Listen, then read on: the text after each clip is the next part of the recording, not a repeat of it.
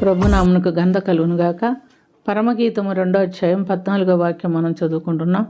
బండ సందుల్లో ఎగురు నా పావురమా, పేటు బీటలను ఆశ్రయించు నా పావురమా, నీ స్వరము మధురము, నీ ముఖం మనోహరము, నీ ముఖము నాకు కనబడనిమో, నీ స్వరము నాకు వినబడనిమో.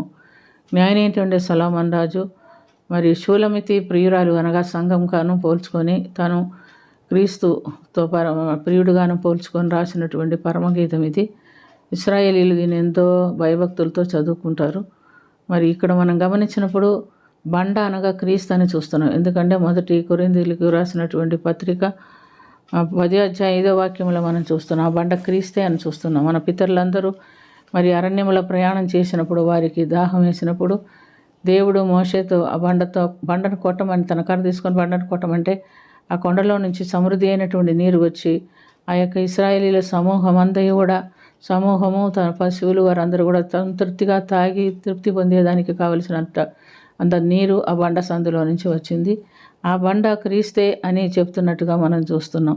రెండోసారి కూడా మరి దేవుడు చెప్పినప్పుడు వారు ఆ విధంగానే చేసినప్పుడు వారు అప్పుడు కూడా ఆ సమృద్ధి అయిన నీటితో తమను తృప్తిపరచుకుంటున్నట్టుగా గమనిస్తున్నాం. ప్రియమైనటువంటి దేవుని బిడ్డలారా, మనం ఈ లోకంలో జీవిస్తున్నాము. మరి మోషే తన కర్రనెత్తి ఆ బండను కొట్టినప్పుడు నీరు ప్రవహించెను. సమాజము పశువులు అంతా కూడా సమృద్ధిగా దాన్ని తాగినని చూస్తున్నాం. యేసు ప్రభు అయితే ఈ లోకంలో ఉన్నప్పుడు ఒక మాట చెప్పాడు. యోహాను సువార్త 7:37-38లో ఎవడైనాను దప్పికొన్న ఎడల నా యొద్దకు వచ్చి దప్పి తీర్చుకోవాలవన్ను, అటు వాని కడుపులో నుండి జీవజల నదులు పారునని చెప్తున్నట్టుగా చూస్తున్నాం. మరి నా యందు విశ్వాసం ఉంచువాడు ఎవడో అని లేఖనములు చెప్పినట్టుగా మనం గమనిస్తున్నాం. ఆయన యందు విశ్వాసం ఉంచువాడు పొందబోవు ఆత్మను గురించి ఆయన ఈ మాట చెప్పాను అని కూడా చూస్తున్నాం. మరి ఇంకొక చోట అయితే మనం గమనించినప్పుడు మత్తయి సువార్త 7వ అధ్యాయం 24-28 వరకు చూసినప్పుడు మరి ఎవడైతే ఈ నా మాట విని దాని చొప్పున బండ మీద తన ఇల్లు కట్టుకున్నో వాను బుద్ధిమంతుని పోలి ఉండును.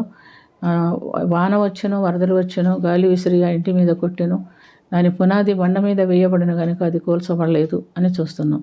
అంటే మన ఆత్మీయ జీవితము క్రీస్తు అనే బండ లేదా వాక్యానుసారమైన జీవితంతో కట్టుకున్నట్లయితే ఎటువంటి శ్రమలు వచ్చినా, కష్టాలు వచ్చినా, ఇబ్బందులు వచ్చినా మనం కూలిపోము లేదా పతనం అయిపోము, పడిపోమని దేవుని వాక్యం ద్వారా గమనిస్తున్నాం. అయితే ఇసుక మీద కట్టుకునే ఇల్లు గాలి వాన వరద వచ్చినప్పుడు అది కూలిపోయిన దాని పాటు గొప్పది అని గమనిస్తున్నాం. యేసు ప్రభులో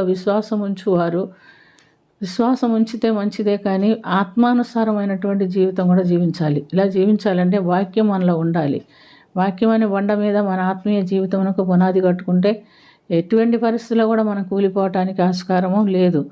కాబట్టి ప్రియమైనటువంటి దేవుని బిడ్డలారా, ఆ బండ క్రీస్తే అని మనం చక్కగా తెలుసుకుంటున్నాము. ఈ బండ అనే క్రీస్తు అనే బండ సందులో పరిశుద్ధాత్మతో నింపబడినటువంటి సంఘము మరి బండ సందులో దాక్కుంటూ ఎగురుతూ సంతోషిస్తూ ప్రభు రాకడ కొరకు ఎదురు చూస్తున్నట్టుగా మనం చూస్తున్నట్టు ఆత్మీయ అనుభవం కలిగినటువంటి వారంగా మనం కూడా ప్రభు రాకడ కొరకు ఎదురు చూసేవారుగా ఆత్మలో ఆనందిస్తూ వాక్యానుసారమైన జీవితం జీవిస్తూ మన ఆత్మీయ జీవితాలను కొనసాగించాలని ఇక్కడ దేవుడు మనకు హెచ్చరిక ఇస్తున్నాడు.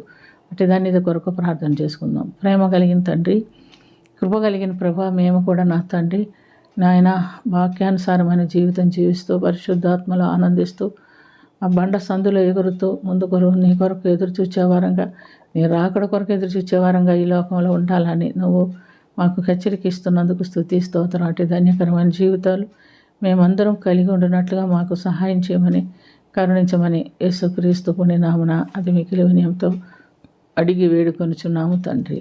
ఆమేన్.